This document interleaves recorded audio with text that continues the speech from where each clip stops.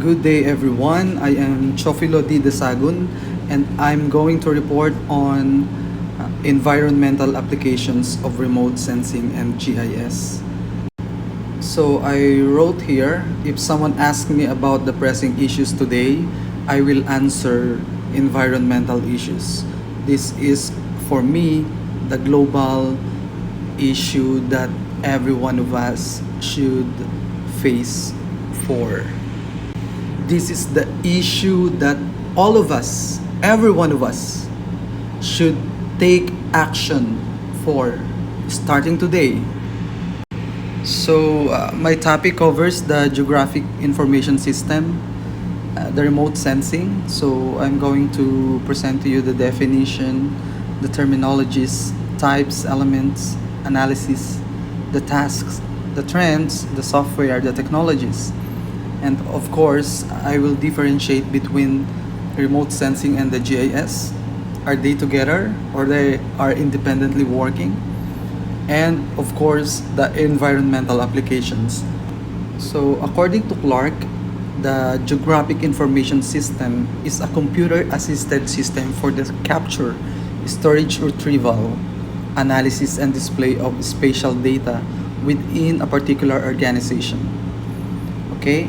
And it is also a computer-based system that provides the following four sets of capabilities to handle geo-referenced data. So here we have the input, the data management or the data storage retrieval, the manipulation and analysis, and the output.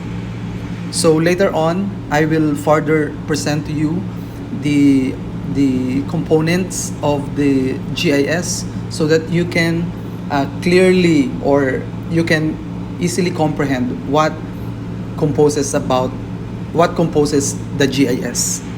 So what are the GIS terminologies? So basically, our GIS stands for the Geographical Information System, which is the first one. And it has another 2, 4, 6, 8, 7 other terminologies, which are Geographical Information Science, Geoinformatics, Geomatics, Spatial Information System, Geospatial Systems, Geospatial Information Engineering, and Land Information System. So how about the types of the GIS? As you can see in this presentation, I have included the GIS, the Earth observation satellites, and the computer that is showing a mapping for the monitoring of our Earth. What's real time happening, or what are the data stored regarding the physical or the activities, the impact on Earth.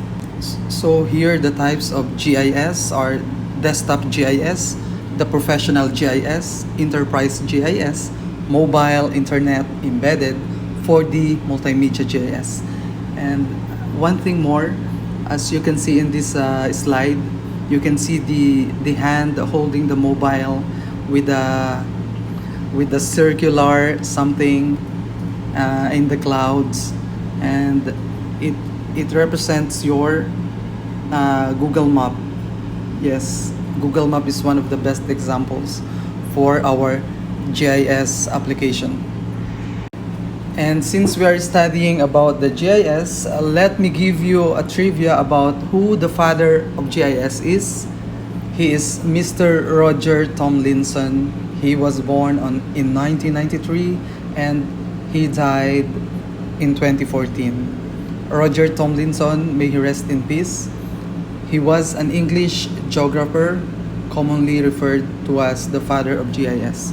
He was the one who created the first computerized geographic information system in the 1960s and coined the term Geographic Information System, the GIS. So, ano nga ba yung mga elemento ng GIS? So, what are the elements of the GIS? So, the 5 elements of the GIS are the people, the software, the data, the hardware, and the method. So later on, I will discuss to you further in the following slide what are these elements. And if you remember about our study on information technology strategy, we studied about the information system as part of the elements also to succeed in one particular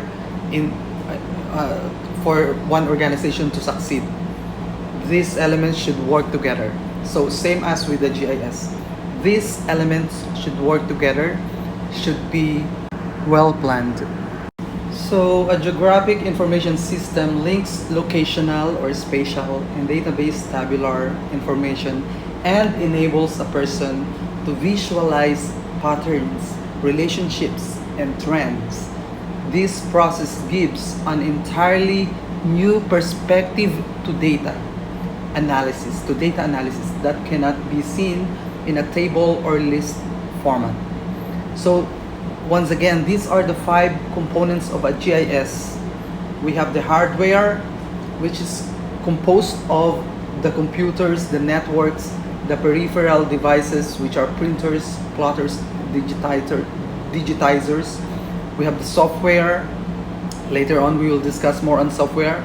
The GIS software provides the functions and tools users need to store, analyze, and display geographical information. The key software components are the GIS software. Later on, as I said, we will discuss database software, OS software, and network software. So we have the data. One of the most important component of GIS is the data. It is absolutely essential that data be accurate. The following are the different data types. We have the vector data, the raster data, image data, and attribute data. And one more, the methods. The methods are well-designed plans and application-specific business rules describing how technology is applied. This includes the following. We have the guidelines, specifications, standards, procedures. So meaning the methods will be your backbone for the GIS to run, to store data, to retrieve something. It is the backbone. It's like your guidelines. It's like in the case of our country, it's like your constitution and bylaws. You should adhere to it. Okay? And also we have the people. Of course, all of these things will not work, will not give success in the processing of the GIS information without the people. So the GIS technology is clearly of limited value without the people to manage the system and to develop plans for applying it. Users of GIS range from highly qualified technical specialists to planners, foresters, and market analysts who use GIS to help with their everyday work. Okay, so we have the administrators, the managers, the GIS technicians, application experts, and users and consumers. So once again, these things, the work of the GIS will not be successful without all these things working together. Without good methods, it will not work. Without the people, of course, definitely it will not work. Without the software, it will not. Okay? They are the important components or elements of the GIS so that it will give you data for analysis, for comparison, for tracking, for monitoring, etc. The question now is, where is the remote sensing? Okay, let's move to remote sensing. So remote sensing is the process of detecting and monitoring the physical characteristics of an area by measuring its reflected and emitted radiation at a distance, typically from satellite or aircraft. So, our remote sensing, ito pala yung mga satellite or the aircraft na na mayroong na nagke-carry ng ating remote sensing. So, ang drones natin is also a type of remote sensing. It's one of the best example also. And also, special cameras collect remotely sensed images which help researchers sense things about the Earth. So as you can see in the picture, we have the energy source, the target, we have the sensor, the processing station, analysis, and application. So for us to understand better about remote sensing, I will play a YouTube video for all of you. Remote sensing, what are those things that we associate it with? Well, satellites and obviously NASA, right? That's why here I got this makeshift drawing representing a satellite drawing and also the confused Earth. But remote sensing is much more than just satellites, which we'll be getting into in a bit. So what is remote sensing? For answering that, let's split the words here. The first part is remote. This relates to something that is not physically touching the object of our interest. And the second part, sensing, can be interpreted as the feeling we get when we sense an object. So by feeling in this case, we mean the information that we are extracting, which can be something like a physical property of the object. And this is exactly what remote sensing stands for. It is a science of measuring or obtaining information of an object without making any physical contact. I repeat, remote sensing is the science of measuring or obtaining information of an object without making any physical contact. So without making any physical contact, that's the important part here. And the term was coined in early 1950s, and nowadays it's a major branch of study within the realm of physical geography. Now let's consider our day-to-day behavior and see whether we can relate it to the concept we just discussed. For instance, imagine you are hanging out at your backyard and working on some assignment in your laptop. So are you here remotely sensing any data? If you consider you're typing on the keyboard, it is not remotely sensing the data as you are making physical contact here. This is the same when we take the case of lab work, where we are performing experiments and physically measuring things. Whereas imagine here you got bored and you decide to relax and just look around and observe the trees and birds around the corner. This can be considered as remote sensing, as here you're not making any physical contact with the object of interest. As I mentioned before, even though satellite-based imagery is the most popular topic related to remote sensing doesn't have to be always done from outer space. Nowadays, drones are another widely used platform for performing remote sensing. Also note that the platform carrying the sensor don't always have to be in the air. The laser scanning technology now that's being used in the autonomous car is also an example of remote sensing. So is the X-rays you take at the hospital. In case of the laser scanning technology, which is also known as LiDAR, we are able to detect objects and even create three-dimensional models of them. I'll be creating a playlist entirely on LiDAR remote sensing in the coming days, and the link will be included in the description section in case you are interested in exploring more on the topic. Among all the examples we have just mentioned, note that there is always a sensor that collects the data, and there will be a platform for having the sensor, whether it be a satellite or drone or car. And based on how the object under focus is illuminated, remote sensing can be classified into two categories, active and passive remote sensing. In case of passive sensors, such as drones taking photos here, it depends on external energy for illumination.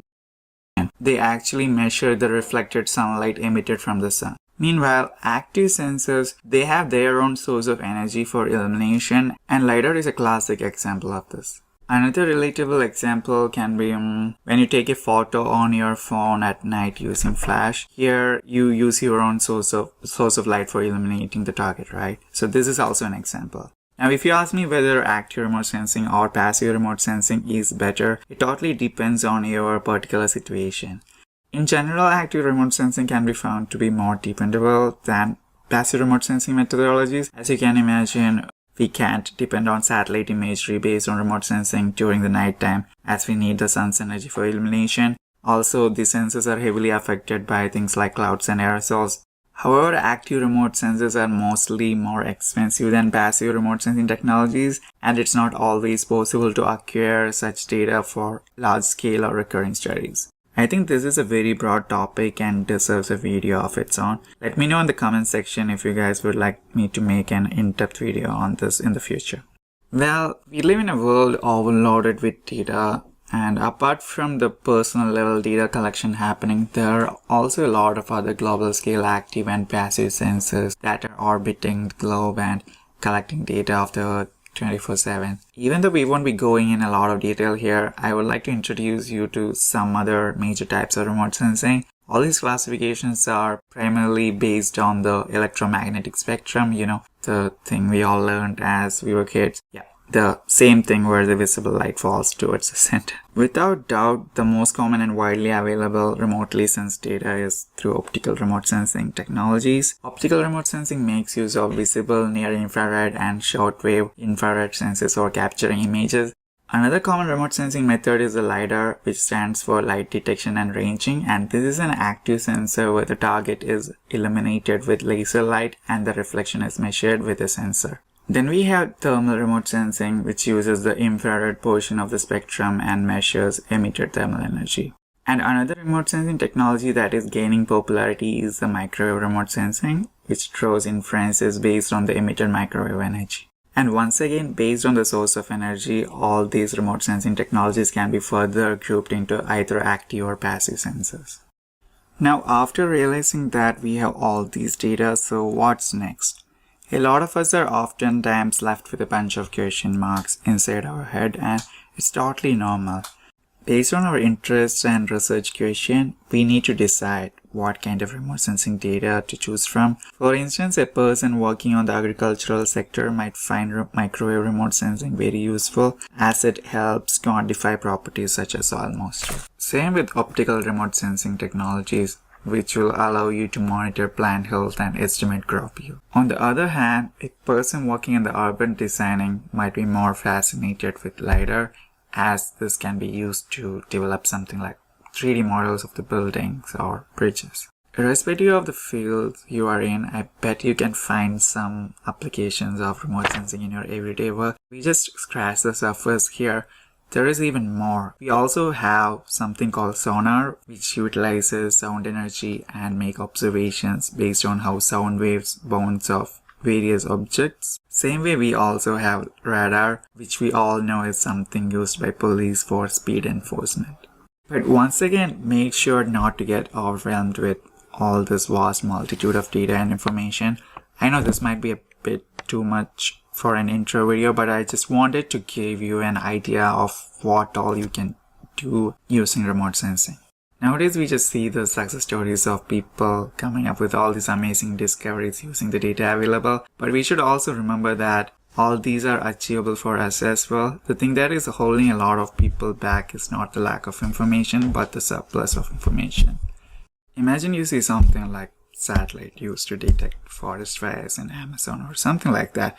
And now if you want to try doing the same, you are generally forced to read an entire textbook or numerous research articles. All these long-winded research explanations are for sure required, but we also need to make sure that the tools are easily accessible to the common public and are easily understandable so that more people can get involved. And that's a major motto of this channel. So if you agree with my ideology, hit that like button and make sure to subscribe. Okay, so now let's move to the second part of this video, which is GIS. GIS stands for Geographic Information Systems. At some places I have even seen it expanded as Geographic Information Science. I drew this figure as layers are something that you easily associate GIS with. However, the most important keyword regarding GIS is the location. GIS helps us understand what has happened at a particular location, what is happening now, and what can happen in the future. Let's say the layers here represent the vegetation cover, water bodies, streets, and political boundaries. This is an example of how we can split an area using GIS. We separate a region into multiple layers so that it's easy to analyze the situation and make decisions. For example, if you want to buy a new home in a given locality, using GIS layers you can evaluate how much time it will take to reach the airport from this housing location. Are there any rivers nearby? Are there any hiking trails in your area? Or even something like the population density or area of your respective county. You might not be recognizing it, but you actually make use of all these concepts on a daily basis while using apps such as Google Maps. So back to the real deal, what is GIS?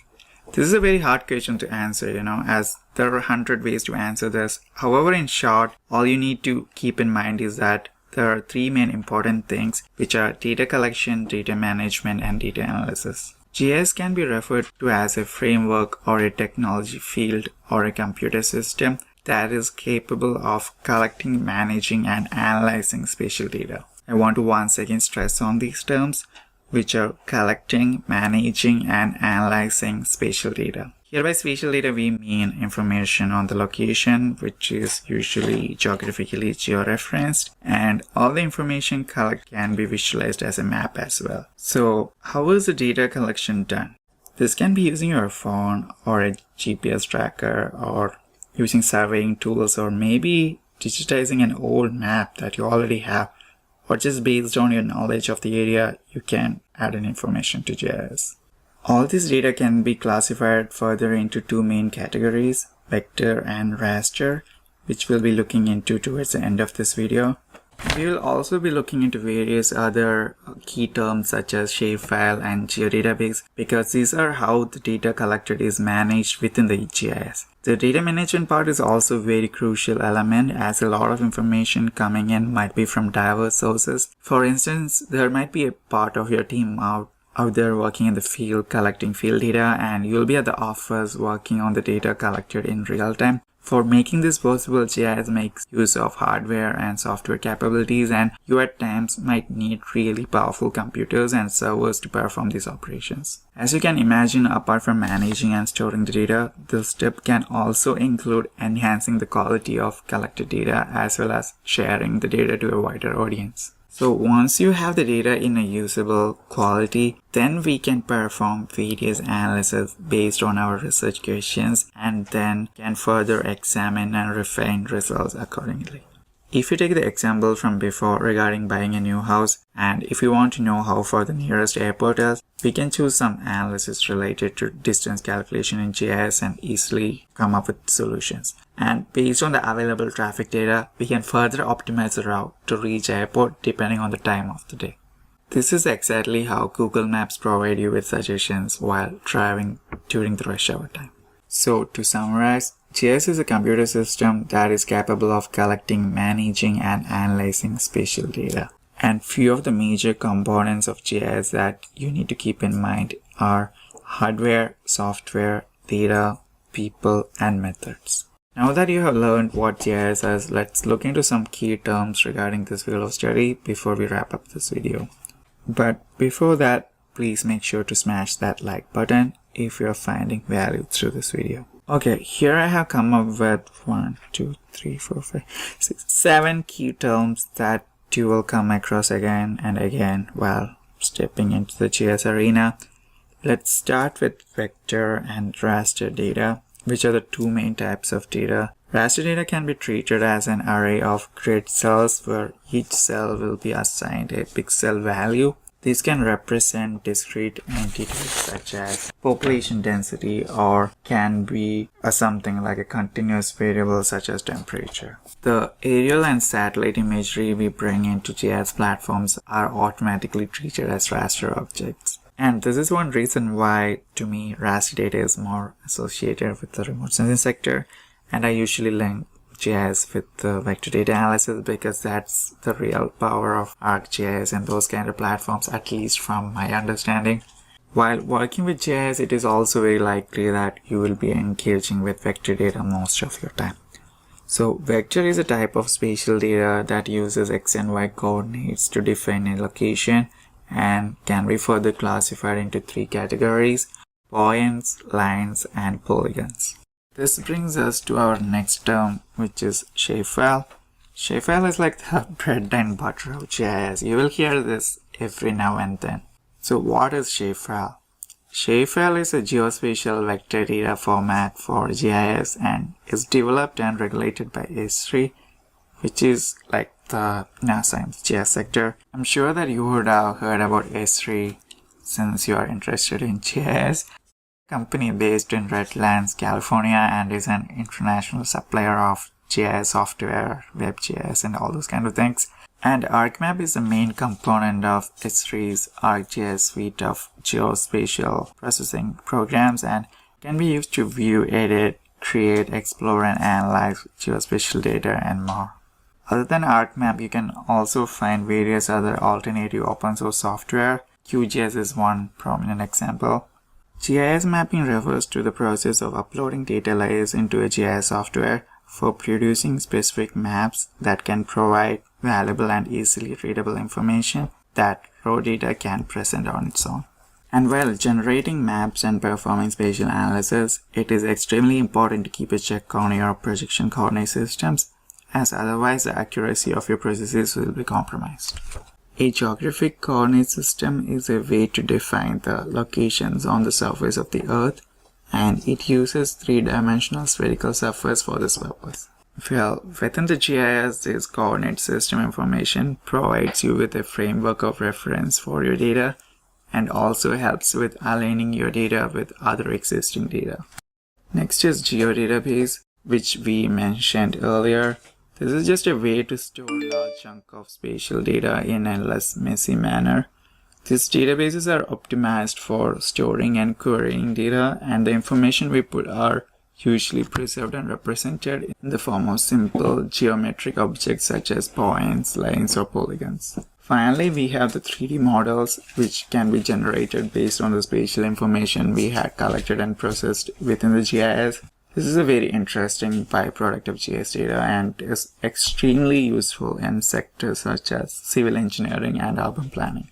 Nowadays, Esri even offers various interactive map options after creating 3D models to test different case scenarios. In case you're interested, I'll be including some related links in the description section so that you can check it out and see whether these 3D models can be used for your study. So in the video, we learned about the remote sensings. We have the thermal, the optical, the microwave, the LiDAR, the sonar, the radar.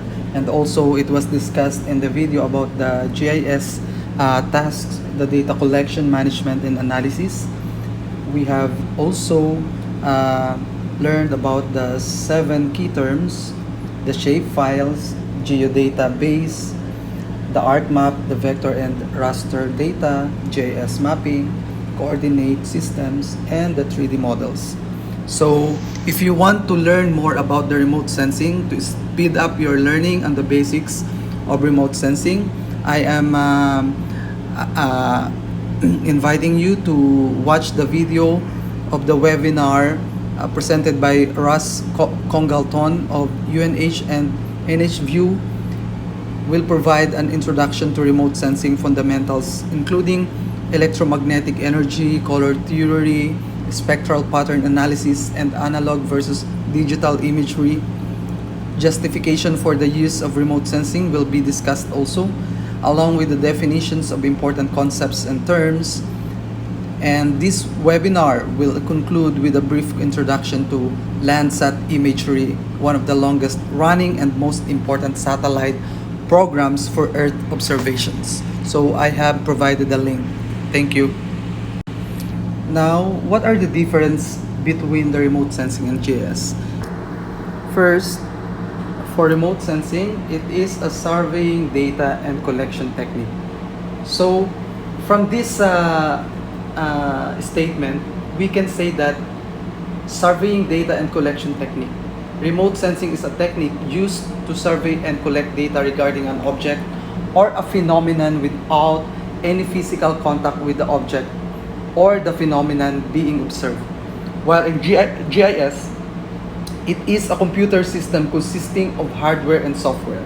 A GIS system is a computer system that consists of software used to analyze the collected data and hardware that the software would operate in.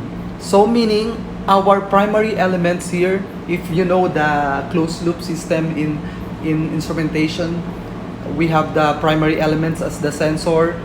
The process is our, here the process in remote sensing and GIS, the process is our earth or anything that we want to monitor with. So, and our GIS is our processor or the controller, wherein the data is being stored, and from that you will analyze. And then number two, for remote sensing, it can retrieve large amounts of data.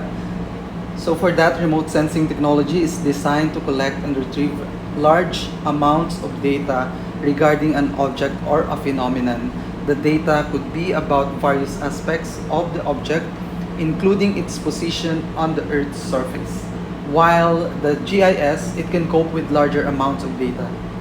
A GIS system is designed to accept and analyze large amounts of data at any given time due to the large capacity of the software and an elaborate personnel system used to analyze the data.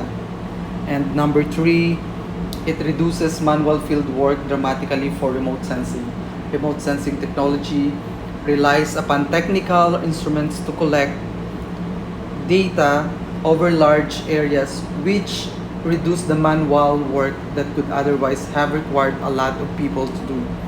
While in GIS, it can cover large study areas. A GIS system is designed to cover an elaborate area of study due to its increased capacity to analyze vast and complex information simultaneously. While in number four, for remote sensing, it allows retrieval of data in regions difficult or impossible to access. Remote sensing can allow data to be retrieved in places where humans cannot access, such as over volcanic mountains, the ocean depths, and several other locations. In GIS, it can cope with unlimited and frequent data edits. A GIS system is a robust system that can be used to analyze huge amounts of data and can also allow for unlimited data edits and change without the risk of collapse. Number five, for remote sensing, it allows collection of data, more data in a short period of time. So remote sensing technology is used to collect large amounts of data over a large area in relatively short period of time. The data collected can be used to analyze various aspects of the object or area being analyzed. While GIS, it is more robust and resistant to damage. A GIS system is designed to be more robust in terms of functionality and less likely to be damaged due to its compact design. And number six, mostly used in data collection for remote sensing. Technology is mostly used to collect data that can then be analyzed to give information regarding an object or a given phenomenon on the Earth's surface, while in GIS faster and more efficient. A GIS system is more efficient in terms of data processing due to the elaborate components in the system used to analyze the data. And number seven, remote sensing has a more complex user interface. Remote sensing technology has a more complex user interface than a GIS system because it is mainly used as a data collection tool. It therefore requires more skilled personnel to interpret the interface. So while in GIS it requires less person, time, and money, a GIS system is self-sufficient and can be used to analyze large data sets with much less time, money, and resources. A single person can analyze huge amounts of data to produce more complex information. And number eight, it covers a limited study area at a time for remote sensing. Remote sensing technology can be used to collect data over a given area on the Earth's surface, but the data collected would be limited to the specific area being studied. While in GIS, mostly used for data analysis, a GIS system is mostly used to analyze complex data and interpret the huge data sets into more meaningful information that can guide decision making. And number nine, for remote sensing, less robust. remote sensing technology is far less robust than a GIS system because of its limited ability to interpret the data and also more susceptible to damage. While for GIS, it has a more simplified user interface. A GIS system is used by end users who can see a more simplified user interface that allows anyone to learn how to interpret the tons of data in the system. And the last, for remote sensing, less ideal for communicating information between departments. A remote sensing technique is not ideal for use as a tool for communicating information between different departments because it is not meant to provide this kind of information. While in GIS, it is an ideal tool for communication between different departments because it is easy to use, which makes it ideal to be used as a tool of choice to communicate between different departments because the interface is easily understood. So what analysis GIS can do?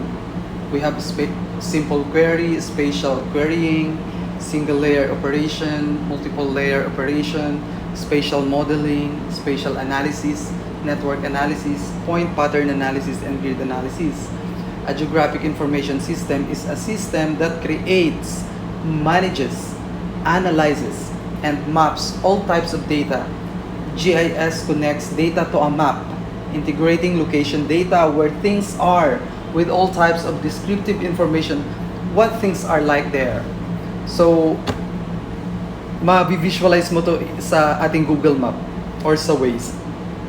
And GIS provides a foundation for mapping and analysis that is used in science and almost every industry. GIS helps users understand patterns, relationships, and geographic contexts. The benefits include improved communication and efficiency as well as better management and decision making. So, mapapansin natin na si GIS and remote sensing, they are not actually independent with each other. They are working together. What else GIS can do? Hundreds of thousands of organizations in virtually every field are using GIS to make maps that communicate, perform analysis, share information, and solve complex problems around the world. This is changing the way the world works. So we can identify problem, we can set priorities, understand trends, perform forecasting, manage and respond to events, and we monitor change through GIS. So use GIS to illuminate issues that are driven by geography. This map of opioid prescription claims reveals the geographic patterns that emerge when data is well mapped. So you can check on this link, the opioid epidemic. The blue area here represents places where the percentage of opioid claims is higher than the national average, and whereas orange areas represent locations that have a lower than average percentage prescription claims for the opioids. Okay, also GIS monitor change. Sabi nila, if a picture tells 1,000 words, a map tells 1,000 pictures. This map starkly reveals the extent of glacier retreat in the southern hemisphere. Here you can see the memories of the ice. The climate change happened in this specific location. Just go to this link and see the change happen. And that's it. You can see how ice melts, how ice form through the GIS system. GIS can be utilized to manage and respond to events. GIS delivers real-time situational awareness. For example, this hurricane and cyclone map shows potential impact to people and businesses, probable track of storms, and storm surge. So once again, you can see in the link so that you can see the history. So yung ginagamit natin pala sa mga reporting, kung napapanood niyo sa TV Patrol, sa yung mga nagre-report ng mga weather update, so they are utilizing GIS system. And also ang ating Pag-asa, you can visit the site of our Pag-asa so that you can see the real-time Maybe they are giving us the real-time view of our weather, of our Philippine atmosphere. GIS perform forecasting. So utilizing GIS, we can perform forecasting. Use GIS to forecast traffic. Also in traffic, we can utilize GIS. So this map highlights, in the example, the map highlights challenges at an intersection in Fort Mitchell, Kentucky, where forecasting shows traffic is expected to worsen based on land use changes. So hindi ka makakapag-forecast if you don't have the data. So si GIS, they utilize GIS to collect the data and then they forecast. So pwede nilang sabihan ang mga tao na at during this hour ay heavy yung traffic, or in this area less yung traffic, something like that. So they can perform forecasting. And of course, kapag when we already collected the data, we can set priorities, or we can say this one falls to decision making because you are prioritizing now. So GIS technology can be used to display spatial relationships and linear networks. Spatial relationships may display topography such as agricultural fields and streams. They may also display land use patterns such as the location of parks and housing complexes. So in the setting priorities or the decision making, you are actually doing the comparative analysis, comparing the data and looking at the data from the previous and for the current and from the long time ago. You can, from the time you started to collect data, so you can compare them, and comparing them and looking at the data, you can forecast, you can give a sound decision whatever the problem is. And also understanding trends. So as one of the components, you are one of the people, we are one of the people. The people should understand the trends, and even there is calculations or program that the GIS understand the trend. It helps you gain insight into data that might be missed in a spreadsheet. This map measures job growth or losses in different industries and quantifies local competitive advantage, as shown in the shift share analysis. So just go into the shift share analysis app for regional employment shift by sector. So it will show you the trends, and through this data you can easily understand or to interpret the trend. So what are the tasks of geographic information systems? The first one is input, manipulation. Second one, management, query and analysis, visualization. So sa input, dito magpo-fall si remote sensing. Kasi yung data na kinokollect mo is through remote sensing. And then, the data will be stored in GIS system. And GIS can manipulate, and through that, the people can manage, and they can inquire from the GIS system, the people, and they can analyze, they can perform analysis based on the data. And then, visualization. I, as the one to interpret the data, I will visualize what happened in the past, what's happening now, and what can happen in the future. I can forecast. And for some specific, for example, problem, I can tell the community that you should do something like this, or you should avoid this, because I have the data.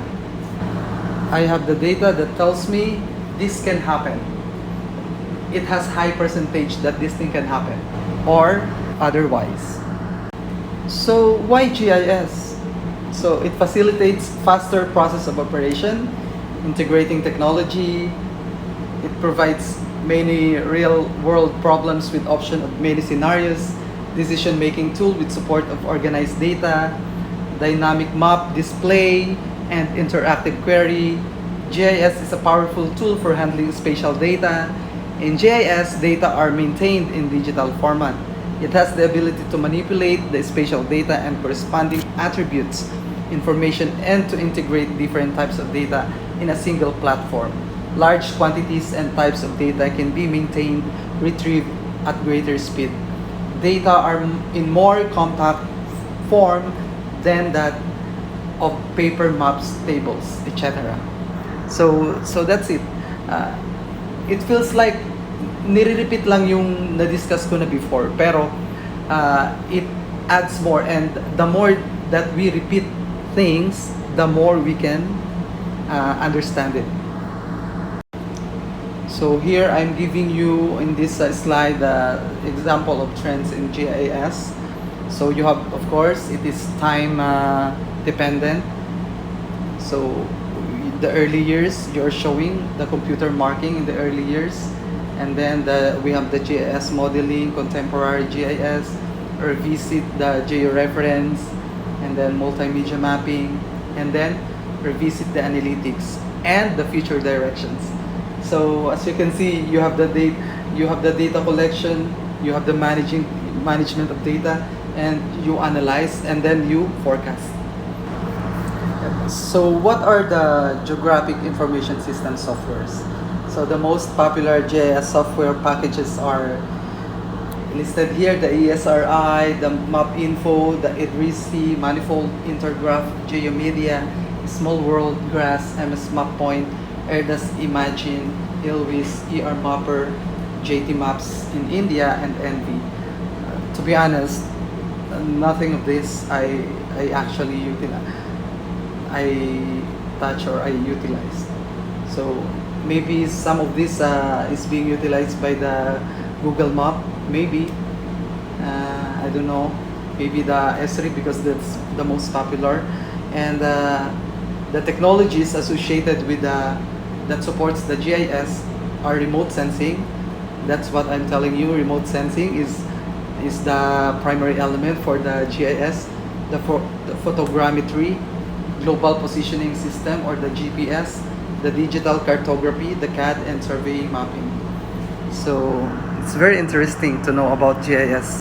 So what are the applications of the GIS? First, helping with global problems. So we're dealing with global, like terrorism, overpopulation, environmental pollution, global recession, deforestation, natural disasters, etc. Also, it helps local problems, investigating an industrial facility, figuring out the best route for an emergency, and other local problems.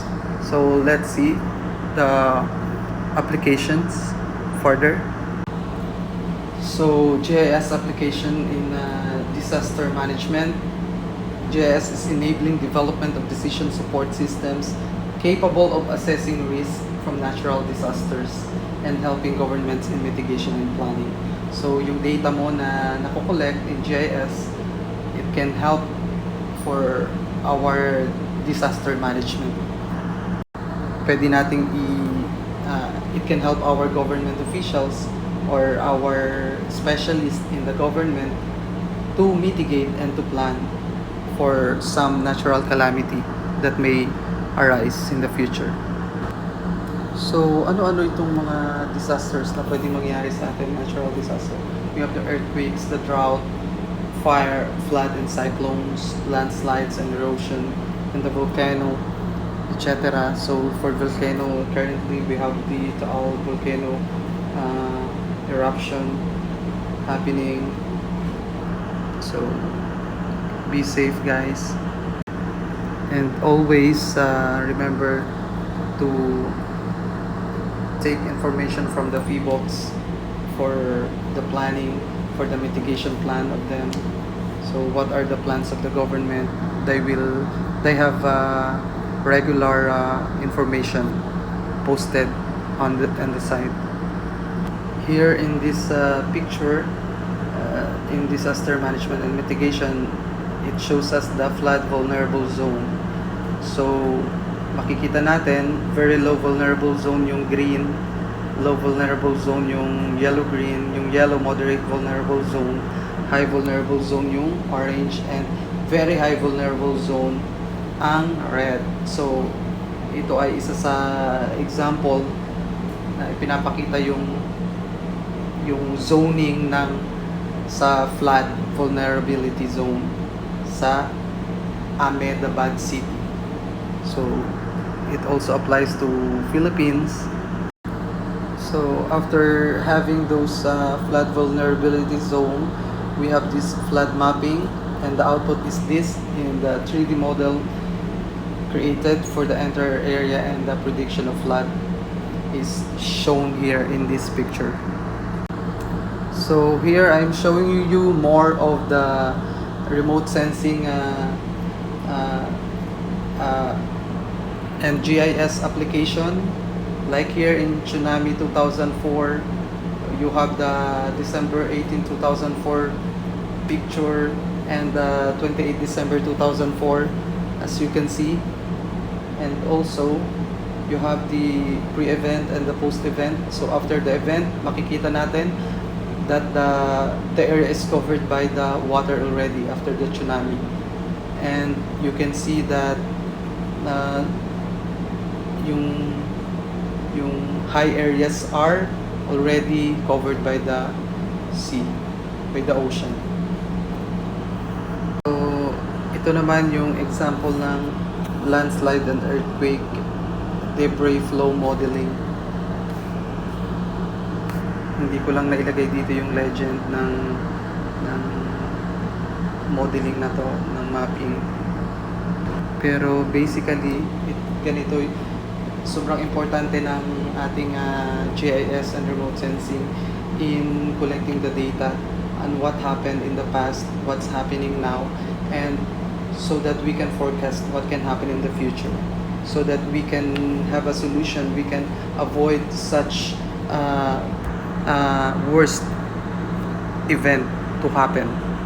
So in managing disasters, why we are utilizing GIS? So because we have better decisions and informed action. We can take action, we can take decisions, we can model, we can analyze, we can measure, we can historically largely apply and individual systems. So they have individual systems, and it provides many benefits like understanding, efficiency, cost savings, improved analysis, effective planning, better decision making, better communication, collaboration, and coordination. In absence of GIS, oh my God, our disaster recovery plan goes something like this. We are only going to shout, help, help, help. Who will help us?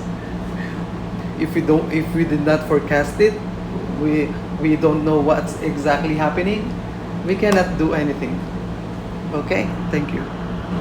Furthermore, GIS provides data analysis on the disastrous phenomena like landslides, floods, earthquakes, their location, frequency, magnitude, etc., risk potential assessment and monitoring, post-disaster damage assessment, data analysis and prediction on the disastrous events which might take place, topography, geology, geomorphology, soils, hydrology, land use, vegetation, and others, data on elements that might be destroyed if the event takes place, infrastructure, settlement, population, socio-economic data, and so on. So these are the common objectives why we are utilizing GIS.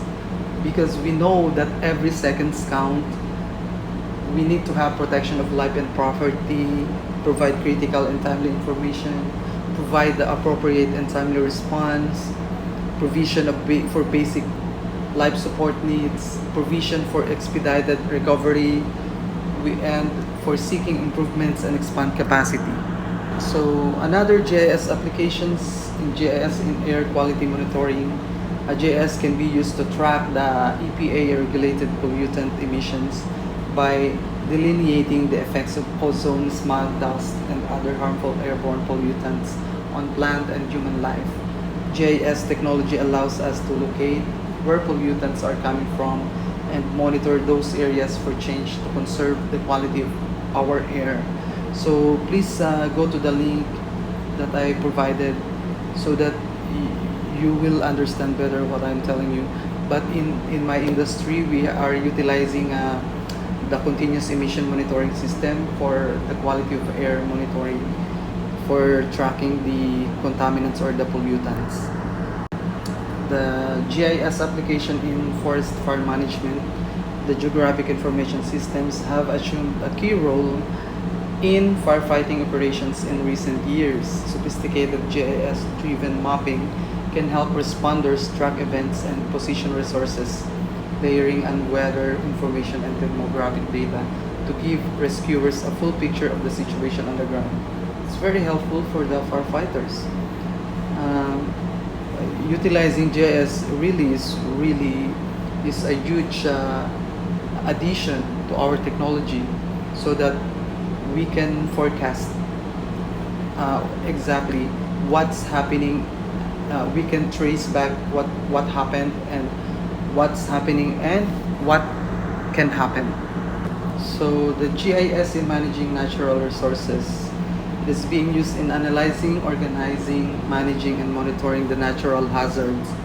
GIS in natural resource management provides spatial data of the disasters that have taken place before or might occur, so that early risks can be prevented. It is indicated through the GIS-based map. Very helpful. So what are the few examples? We have the resource assessment, change detection, suitability analysis, scenario study, impact assessment, and such. We also have water resources assessment, land use planning, soil erosion potential evaluation, watershed planning, vegetation mapping, ecosystem analysis, conservation planning, risk assessment, coastal zone management, and hazard mapping. We have crop water requirement prediction in agriculture, and another one, crop acreage and yield estimation, crop condition assessment, soil moisture evaluation, suitability mapping.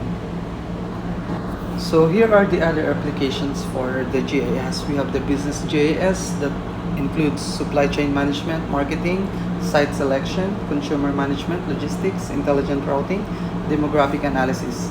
And precisely, GIS can be used for detection of potential market, detection of dealer-distributor network, zoning by market growth, for strategy planning in case of market analysis for launch of products. So it will definitely give you a competitive advantage if you utilize well the GIS in business. Other applications such as urban planning and development. We have the urban sprawl analysis, cadastral mapping and land management, land use and land cover mapping and analysis, the site location that's specific to one area. And we have the transportation, the route planning for road and railroad network updating, logistics management, analysis of highway crash data, intelligent crash location, traffic planning tools, route selection and evaluation. So I encourage you to watch the video on land cover change detection between 1989 to 2020, so that we can understand clearly about the land use land cover analysis. I will provide the link in the classroom, okay?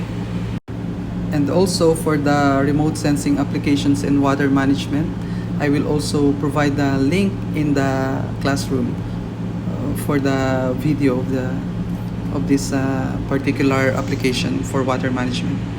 So for the decision making through GIS, I just want to highlight this one because here we have the real world. You observe the data. You observe through remote sensing.